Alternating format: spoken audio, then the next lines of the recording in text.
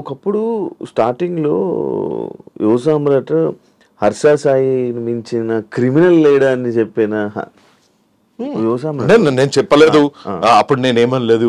ఇప్పుడు మారిపోయింది హర్ష సాయి, ఇప్పుడు హర్ష సాయి సాయిబాబా అయిపోయాడు అని నేను చెప్తలే. ఎందుకు సడన్ గా కలిసిపోయాడు, ఫేవర్ అయిపోయాడు, రూట్ మార్చేసాడు, డబ్బులు తీసుకున్నాడా? అదే నీకు చెప్తున్నా అన్న. ఇప్పుడు శివాబాయ్ నువ్వు బెట్టింగ్ యాప్స్, నేను బెట్టింగ్ యాప్స్ ప్రమోట్ చేస్తున్నా, నీకు బెట్టింగ్ యాప్స్ ప్రమోట్ చేయకు బ్రో. నీకు కొంచెం దాని మీద కొంచెం ఐడియా వచ్చింది, నువ్వు ఫైట్ చేస్తున్నావు. నువ్వెవరో నాకు తెలియనప్పుడు, నేనెవరో నీకు తెలియనప్పుడు మన ఇద్దరం కొట్లాడుకుంటాం. ఒక ఫైన్ డే సరే శివబాయ్ నీ ప్రాబ్లం బెట్టింగ్ యాప్స్ కదా, నేను ఇంకా బెట్టింగ్ యాప్స్ ప్రమోట్ చేయను అంటావు. చెప్పాను. చెప్తే నువ్వేమంటావు? అయినా నేను నిన్ను వదిలేయ్యా, అయినా నేను నిన్ను ట్రోల్ చేస్తూనే ఉంటా, నా రీచ్ వచ్చేంత వరకు నిన్ను ట్రోల్ చేస్తా, నువ్వు నాశనం అయిపోయినంత వరకు నేను ట్రోల్ చేస్తా అంటావా? నువ్వేమనుకుంటా, అరే సారీ బ్రదర్, నేను కూడా కొంచెం ఇంటెన్స్ గా చేసిన, ఏమనుకోకు, నువ్వు యాప్స్ వదిలేసినా అంతకన్నా తో బ్రదర్, థ్యాంక్ యూ. అవును బ్రదర్, నువ్వు మస్తు మందికి హెల్ప్ చేస్తుంటావు కదా, మా ఇంటి దగ్గర ఒక పిల్లోడు ఉన్నాడు, వాళ్ళ వైఫ్కి క్యాన్సర్ వచ్చింది, ఏమైనా హెల్ప్ చేస్తావు అంట. వచ్చి నా ముందే ఇచ్చాడు 3 లక్షలు. అప్పుడు నేనేమనాలా? లేదు యూఆర్ ఏ చీటర్, నువ్వు చేస్తారని అన్న నేను చంపుతా అంటే అసలు అది మనిషి లక్షణం. అదే మాకు ఐడియాలజీ డిఫరెన్స్. సో ఇప్పుడు ఆడలో ఏమన్నా బెట్టింగ్ యాప్ ఉందా? లేదు. మరి నాకు ఇంకేం ప్రాబ్లం ఉంటుంది? హర్ష సాయిని ఎందుకు కలిసారు మీరు? అందుకే కలిసా. చెప్పినా కదా, మా ఇంటి దగ్గర పిల్లోడు ఉంటే ఆ పిల్లోనికి వాళ్ళ వైఫ్ కి ఒక్కొక్క ఇంజక్షన్ 38,000 అయింది. అట్లా 18 ఇంజక్షన్స్ ఇవ్వాలి. మొత్తం లాస్ అయిపోయిండు. 10 రూపీస్ ఇంట్రెస్ట్ కి బయటకు తెచ్చుకుంటు. అన్న ఏమన్నా చేస్తున్నాను, కటింగ్ చేస్తా అన్నాడు. వీళ్ళే కదా అప్పుడు మీ మీద నిందేశారు, ఇలాంటి అంటే హెల్ప్ అని చెప్పి వీళ్ళని తీసుకుని వచ్చి డబ్బులు యువ సామ్రాట్ నొక్కేస్తున్నాడు అని చెప్పి. అప్పట్లో ఇమ్రాన్ది మీది హర్ష సాయిది అప్పుడు అయింది ఇదే కదా టాపిక్.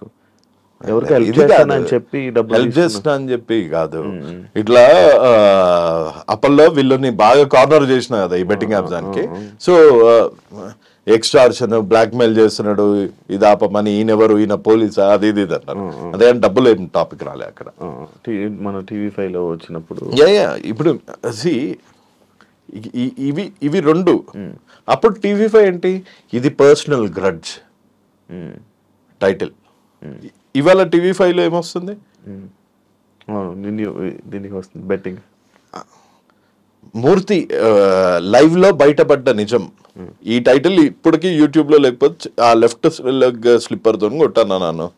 అప్పుడు TV5 లో ఏమొచ్చింది, హర్ష సాయి ఇమ్రాన్ ఇంటర్వ్యూ, నాది ఇంటర్వ్యూ వచ్చినప్పుడు నేనేమో ఆడ సన్నీ కటింగ్ షాప్ లో ఉన్నా, లైవ్ లో ఆయన ఎడిటర్ గా ఇది ప్లీజ్ ఈ 2 అయితే మటుకు ప్లీజ్ అయ్యి జనాలకు నిజం తెలవాలా.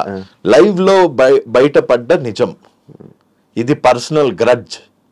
అప్పుడు ఈ 2 రోజుల్లో నువ్వు చూడు TV5 లో జైల్లో కేటుగాళ్ళు. అప్పుడు పర్సనల్ గ్రడ్జ్. నేను చేస్తేనేమో విచారం, మీరు చేస్తేనేమో సంసారం.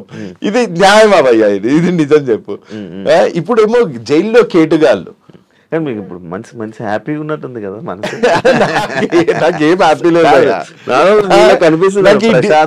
నాకు ఈ డ్యూయల్ స్టాండర్డ్స్ చూస్తేనే కోపం వస్తుంది.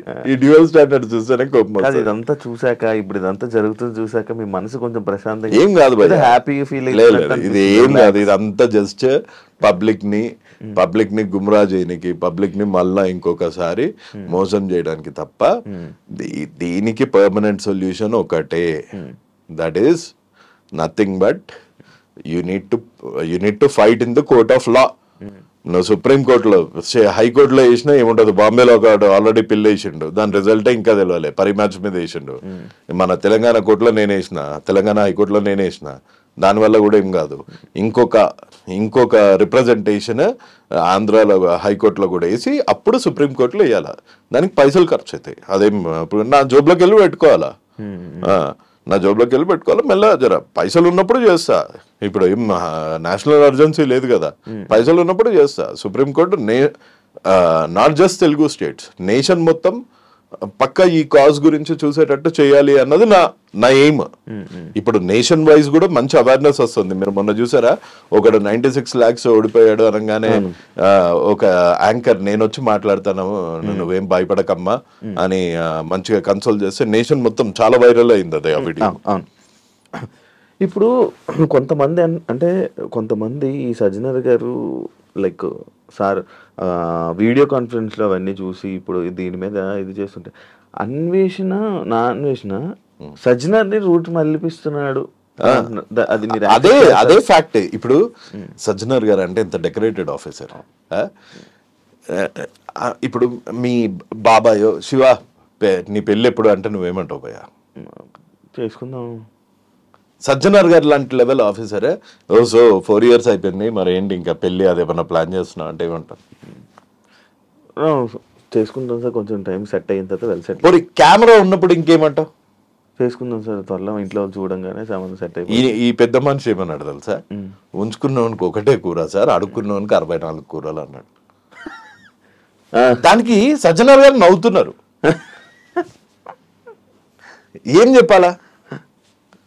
ఉంచుకున్నవానికి ఒకటే కూర, అడుక్కున్నానికి 64 కూరలు అని అంటే ఆయన నవ్వుతున్నారు. ఇంకా ఎంత జుగుత్సాపరంగా ఉండదు తెలుసా అది. చాలా ఆబ్జెక్టిఫైయింగ్ కూడా కాదు, గలీజ్ ఉండే.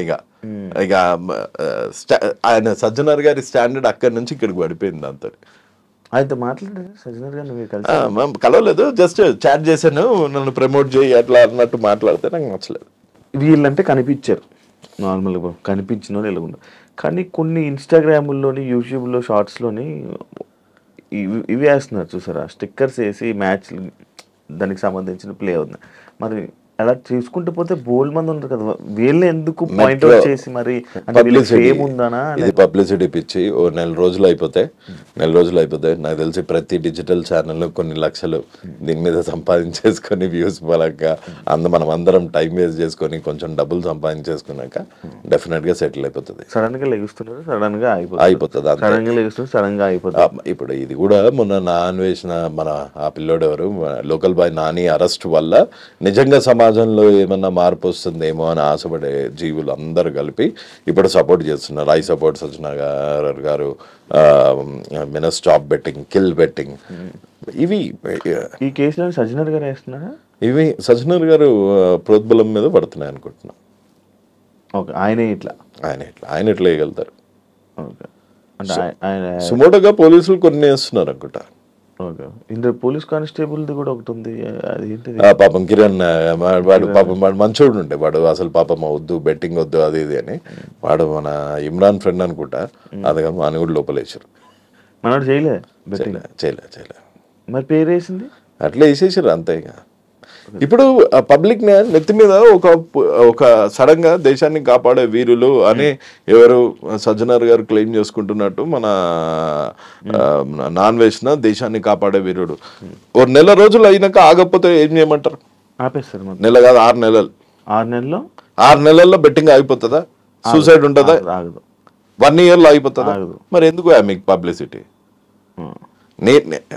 నువ్వు లాస్ట్ టైం అడిగిన ఆపుతావా అంటే నేను ట్రై చేస్తా, నువ్వు ట్రై చేయి, అందరం కలిసి ట్రై చేద్దాం. ఐపీఎల్ వస్తుంది కదా, మరి ఐపీఎల్ కూడా ఇదే కదా. కంప్లీట్ అండర్స్టాండింగ్ వచ్చి అందరూ మంచిగా బెట్టింగ్ చేయాలని చేస్తున్నారు. ఇంకొన్ని రోజులు ఐపీఎల్ ఉంది, ఏం ఆగదు, 100% ఆగదు. ఎన్ని ఇయర్స్ అనేది నడుస్తుంటుంది. అంటే ఇదంతా అన్లెస్ సుప్రీం కోర్టు నుంచి ఒక డైరెక్టివ్ వస్తే కానీ ఆగదు. అంటే ఇక్కడ ఉందంతా ఫేమ్ గురించి ఏదో మాట్లాడాలి, లైక్ వ్యూవర్షిప్ కోసం తప్ప మిగతా చేసేది అయ్యేదేం లేదు. ఇది బెట్టింగ్ అన్నది అదే నేను ట్రై చేస్తున్నా అని చెప్పాను. నేనేం బెట్టింగ్ ఆపుతాను, నేను పోరాడుతున్నాను. ఇది అంతం చేశాను, సింగిల్ హ్యాండెడ్లీ కొట్లాడాను ఇవన్నీ అంటలేను కదా. నేను సింగిల్ హ్యాండెడ్లీ కొట్లాడా, ధమ్కీలు వచ్చినాయి, కేసులు పడ్డాయి, పోలీస్ స్టేషన్ల చుట్టూ తిరుగుతున్నాయి, ఇప్పుడు కోర్టుల చుట్టూ తిరుగుతున్నాయి, ఇంకా తిరుగుతూనే ఉంటా. ఈ 3 పడ్డాయి. ఇప్పుడు సజ్జనార్ గారిని ఏదో అన్నా ఆయన ఒక కేసేస్తాడేమో, అన్వేష్ ఒకటి అన్నా అన్వేష్ ఒకటి కేసేస్తాడేమో, హర్షసాయి ఒకటి అన్నా హర్షసాయి ఒకటి వేస్తాడేమో, మన ఇమ్రాన్ ఒకటి అన్నా ఇమ్రాన్ ఒకటి వేస్తాడేమో వేసుకొని నేను అనేది రూట్ కాజ్ ఏంది అప్లికేషన్స్. ఈ అప్లికేషన్స్ అన్నిటిని ట్రయల్ లెవెల్లో బ్లాక్ చేసేంత వరకు నేను ఫైట్ చేస్తూనే ఉంటా. ఇప్పుడు నీలాంటి వాళ్ళు అరే పాపం మనవాడు ఏదో కష్టపడుతున్నాడు జర సపోర్ట్ చేద్దామంటే సపోర్ట్ చేయొచ్చు, లేకపోతే రేపు ఇంత ఫేమ్ గురించి చేస్తున్నాడు ఇంక సపోర్ట్ చేయొద్దు అనుకున్నాడు. ఇప్పుడు అన్ని యాక్సెప్ట్ చేయాలి కదా బ్రో. ఎవడు ఏమనుకుంటా అనుకోని. కొంతమంది అనుకుంటున్నారు ఎన్ని కోట్లు ఇచ్చారు ఆయన. అరే ఇంక వచ్చిన కార్ చూడు, నా బ్యాలెన్స్ చూడు, నా లైఫ్ స్టైల్ చూడు భయ్, నా లైఫ్ స్టైల్ చూడు. నిజంగా నేను అన్ని కోట్లు ఉన్నోన్లాగా అనిపించిన, లేకపోతే నేను 11 years US లో ఉన్నా, 4 years UK లో ఉన్నా.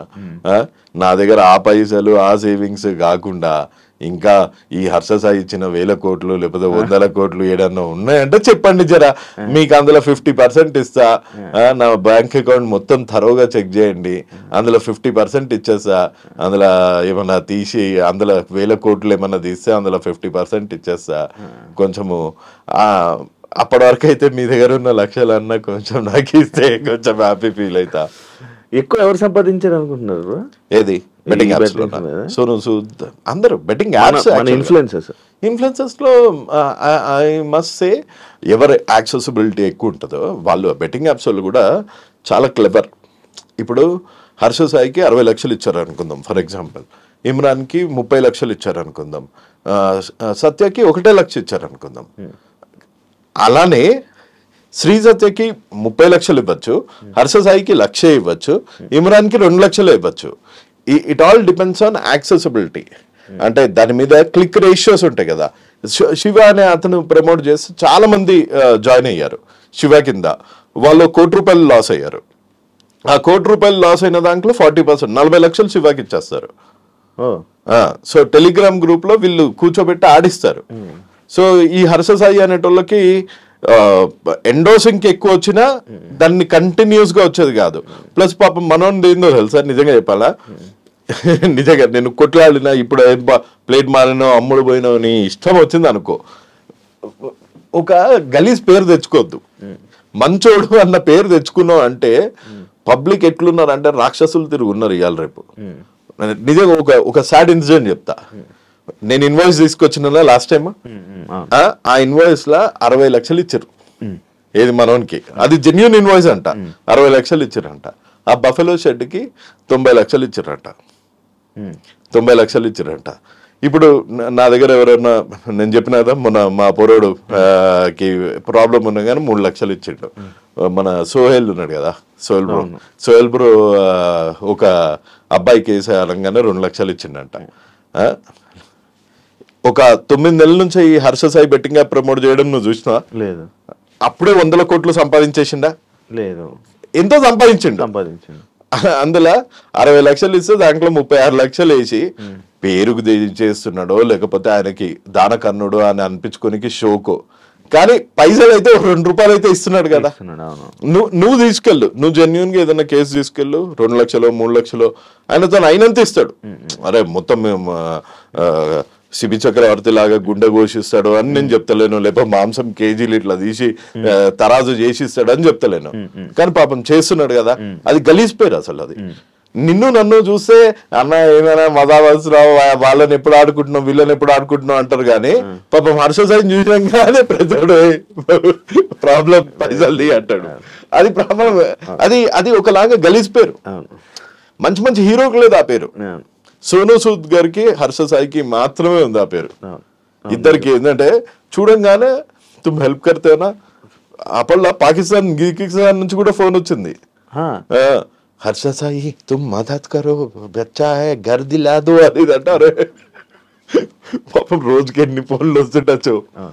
వైజాగ్ లో నోటల్ తెరువు ఒక చిక్కులు ఆయన ఉండే మన పంజాబీ, ఆయన అన్నే కూర్చున్నాడు. హర్ష సాయి వచ్చి 30 లక్షలు ఇచ్చేంత వరకు నేను ఇడికెళ్ళి జరగా అని ఇచ్చిండ మనోడు పోయి. పాపం 30 లక్షలు ఎంత ఇచ్చిండో తెలియదు, డబ్బులు ఇచ్చిండు.